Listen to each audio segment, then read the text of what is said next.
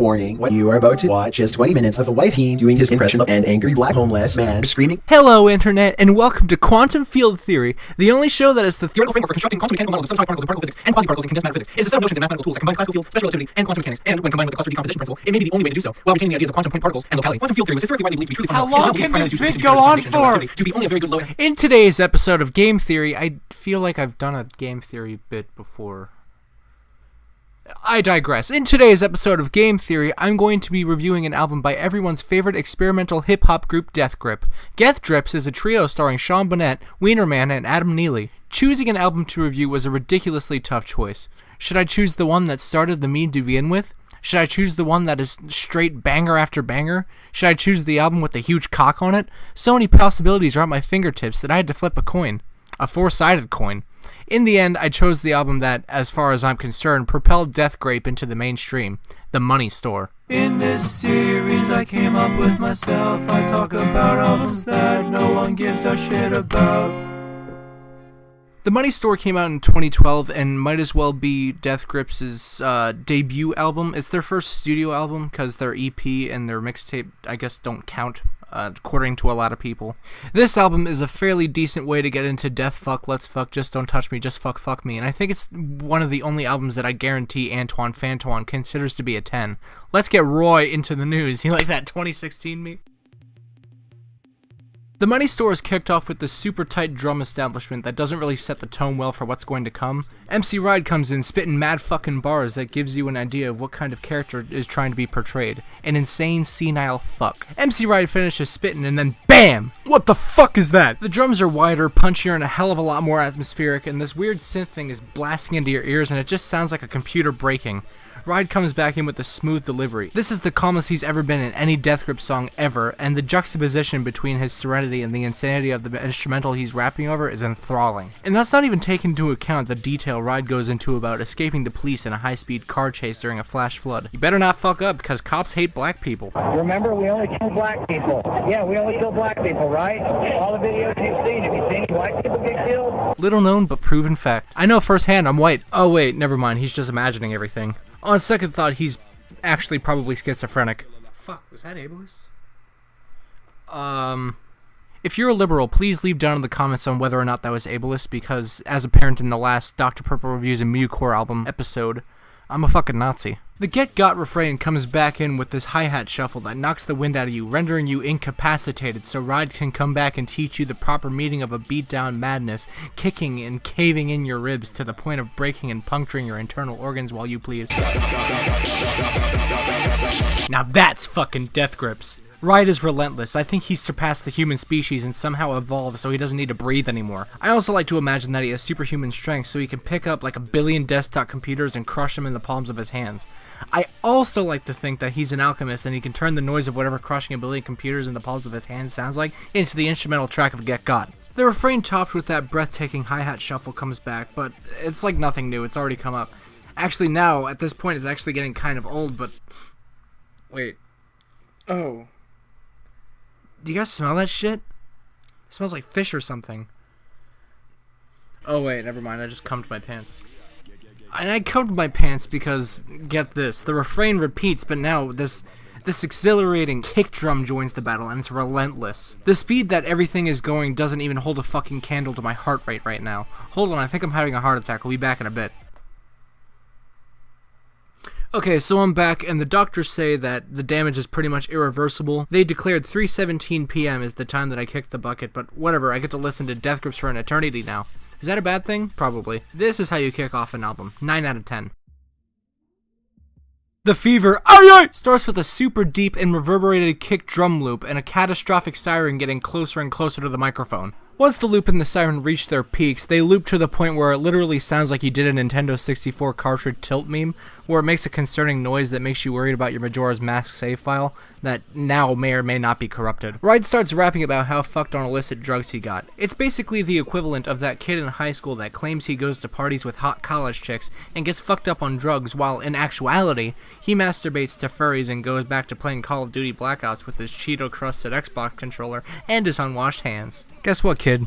Nobody fucking likes you. Shut the fuck up. Join your children on the sock you wipe them on. While on the other hand, compared to this fucking poser I just talked about, Mr. Grips actually does it, and without conviction, and it's cool. Drugs are cool, kids. Do drugs kill your parents? The chorus kicks in with this synth line that can only be replicated by saying "whew" repeatedly. Riot acknowledges that he has an issue but won't do anything about it because he's got the fever! After the chorus, MC Riot details what I think are his hallucinations. What I can gather is that he sees a witch and the witch is Hitler and it commits genocide and then gets a dog and puts it down because it has rabies. You know what I'm saying? Neither do I. Oh wait, hold on, the chorus is back. I got the time and scraping, exciting, wasting my life and all to taste them. Back it up! You know, I didn't pay for that collaboration with Chills for nothing. You were warned about me doing a fucking impression of an angry black homeless man. And I'm doing it well. Verse 3 comes in and now Riot is completely fucking manic. He's seemingly pleading for his life to be spared by this witch Hitler entity who Riot casually mentions has a black goat anus. I didn't ask, but thanks for the information, I guess. His hallucinations dissipate and he goes back to being senile. Classic MC Ride. Hey, did you know the MC in MC Ride stands for Minecraft? Minecraft is an 8 out of 10, just like this track. Before I get into the life funny jokes about the lyrics, I just want to talk about the production of this track in particular. Zach's cymbals have this Van Halen-esque phaser, which I think is an interesting artistic choice. It's not really necessarily a bad thing, but it's in the forefront, making it difficult to concentrate on everything else. I don't think the drums are mixed too loud, I think it's just that the vocals are mixed too soft. Because the drums are so punchy and on the high end, you can't really tell that MC Riot is spitting mad fucking bars on this track. I didn't realize how lyrically packed this song was until I read the lyrics. Alright, back to the memes. The character portrayed in this song is essentially the daydream of that one weird anarchist kid that I guarantee you know and probably have in your mind right now. If not, I'll just go fuck myself. This character is a hopeless mess, going nowhere, getting nowhere. He's a worthless mooch who nobody likes. He went to college to become a musician or artist or writer or whatever the fuck, and we all know how that goes. Cardboard boxes on highways, eating garbage fast food from dumpsters. That's where I'm headed anyway. Somebody stop it before it's too late. This character is a criminal, stealing from the rich, stealing from the poor, all for his personal benefit. All the while, Mr. Grips is completely content and capable of living this leash life. He expresses how he doesn't need what the common man needs. He's smarter, stronger, and faster than them. I bet Minecraft Man would enjoy a little show called Rick and Morty. Am I right, fellas? That joke was fucking epic as heck. The chorus comes in with this line of the character acknowledging that despite the positivity of being good for nothing and no one, everything's only going downhill. Meanwhile, this hypnotic mantra of Lost Boys solidifies that there's pretty much no redemption for this character.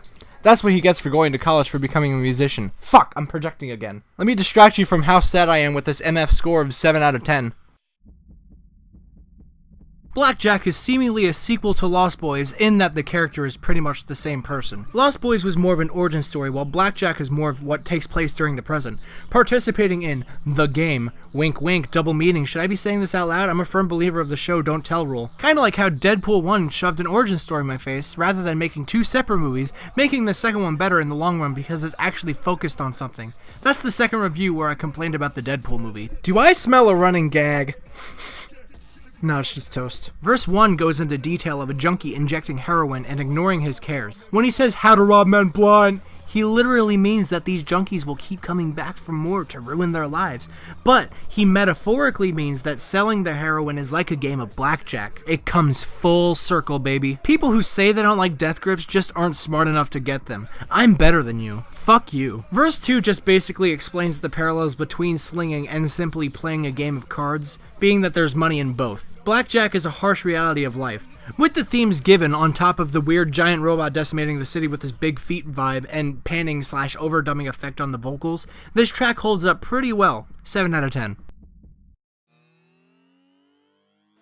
This is the third installment of The Adventures of Leechman. That's the franchise title. It's still a work in progress. Hustle Bones is a result of the money being made selling to drug users in the previous track. After these revving synth things kicking off the track, the character pretty much says fuck everyone else's product because mine's the best. He says not to fuck with him because he'll fuck you up harder, possibly in a gay manner, but not before he does the MF sick name drop. The chorus comes in with these urgent drum fills and this weird arpeggiating female vocal accompaniment. Hold on, I'm finna bump real quick. Hustle balls coming out my... Hustle balls coming out my ass. Hustle balls... I warned you in the beginning of the video. Also, these hustle bones are coming out of his ass, so maybe it was in a gay manner. Verse 2 is a reinforcement of verse 1 when he refers to people not fucking with him. He goes into detail of what he'll do and who he'll do it to, showing his complete apathy and fearlessness. How does one man have all of this willpower to just not give a shit about anything? Because life is meaningless and nothing means anything, and MC Ride knows it. Chorus 2 makes its way around and there are more hustle bones coming out of Ride's ass. Verse 3 reveals that Ride derives pleasure from fucking over other people, but not before he tells us how educated he is. We get it, Ride. You're a film buff. I bet this nigga ain't even seen a Tarantino kino, because those are too patrician for him. Overall, this song's pretty bumpin'. 7 out of 10. I've seen footage is fairly simplistic, a 4-note idea backed by a kick-heavy percussion pattern that is rehashed for the duration of the runtime. Essentially, MC Ride is spilling his guts to his audience that, at this point, is pretty much against him, whether it be because of the villain these lyrics portray, or the fact that this fucking album's shitty got him! He's anxious, lonely, depressed, and most of all, noited. He's so fucking noited in this track. I can't believe how noited he is. I've never seen a man more noited than this man. This man is so fucking noited. How noited is he? He's so noited that he made an almost accessible song to illustrate how noited he is to a wider audience of people who might not know how noited he is. There's not much to say about this song other than the fact that MC Ride is noited as heck, spelled with 2 C's, no K. The instrumental remains stagnant the whole track and isn't very impressive compared to the other tracks prior. However, it's still somehow one of the strongest on the album and probably has one of, if not the absolute catchiest hooks on the entire album. 7 out of 10. When Lay Edgy Death Grips art hosts talk about said Lay Edgy Death Grips band, Double Helix is often overlooked, I think. This song is pretty killer and I don't recall it ever being very popular. The instrumental is dope as shit, and Ride's flow is superb. The track opens with these distorted church bells, or what sounds like that at least. Immediately there is a presence of death. Zach Hill then comes in with drum machine shuffling again, with the strange phaser effect on the hats like from earlier. The lyrics don't seem to tell a story in this one, it just sounds like MC Ride is jerking his gherkin, and deservedly so. Unless you disagree because you dislike Death Grips, in which case you're gay, lol. This track, like the previous track, is simple but very catchy. However, I find the flow and instrumental in this one more... wait for it. Gripping. Get it? Because that's the name of the band! 8 out of 10. System Blower isn't really anything special. It opens with MC Ride nearly immediately screaming at the top of his lungs, but for no good reason. Which is just Death Grips in general, but He then proceeds to talk about killing a bunch of people over the next 3 verses. Never mind, I was wrong. This is the greatest song ever written. Just kidding again. Like I said, there's nothing special here, but some of the lyrics are pretty clever. There are a couple of self-reliant references, such as referring to titles of other tracks by Death Grips, as well as name-dropping themselves again, but mostly the lyrics deal with either bringing down some sort of societal barrier such as politics or religion by capitalizing on oppressed minority groups, exaggerating to the point where violence is not only in the forefront, but there's so much of it that the general public in the universe that this song portrays is completely desensitized to it, much like the bleak and hopeless reality you and I are subjected to be captivated in.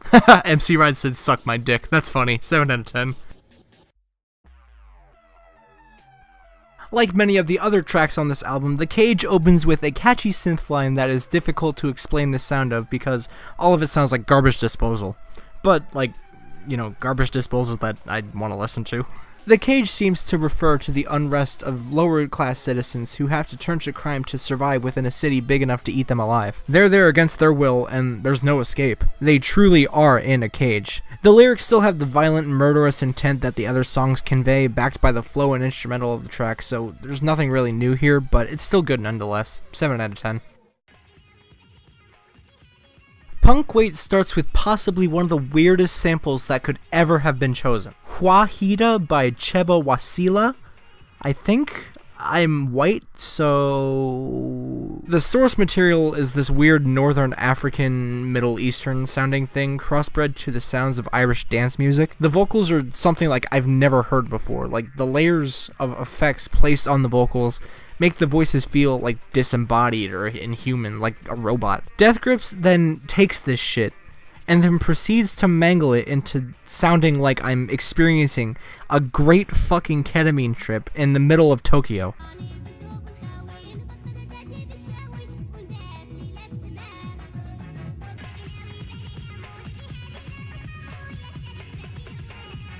But then, out of nowhere, the fucking distorted bass meme that plays when someone dies in an Instagram meme video starts playing, and that's not a fucking exaggeration. That's literally exactly what it sounds like.